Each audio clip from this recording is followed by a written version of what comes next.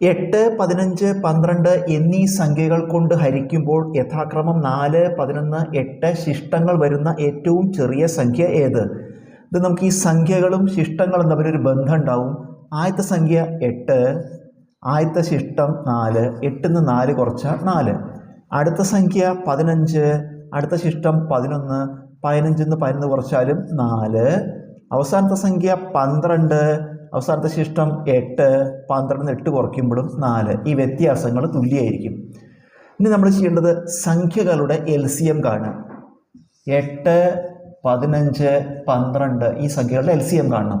LCM ആണ് കാണേണ്ടതെന്ന് മനസ്സിലാക്കാൻ ഇതിലൊരു ചോദ്യം വായിക്കുമ്പോൾ നമുക്ക് മനസ്സിലാവും. എന്നീ സംഖ്യകൾ കൊണ്ട് എന്ന വാക്കുണ്ടാവും, കൂടാതെ ഏറ്റവും ചെറിയ സംഖ്യ എന്ന വാക്കും ഉണ്ടാവും. അപ്പോഴാണ് നമുക്ക് LCM ആണെന്ന് മനസ്സിലാവുക. ഇപ്പോൾ 8, 15, 12 LCM കാണണം. ഇതിന് 3നെയും ഹരിക്കാൻ പറ്റുന്ന സംഖ്യ ഇല്ല. 8നെയും 12നെയും നമുക്ക് 4 കൊണ്ട് ഹരിക്കുക.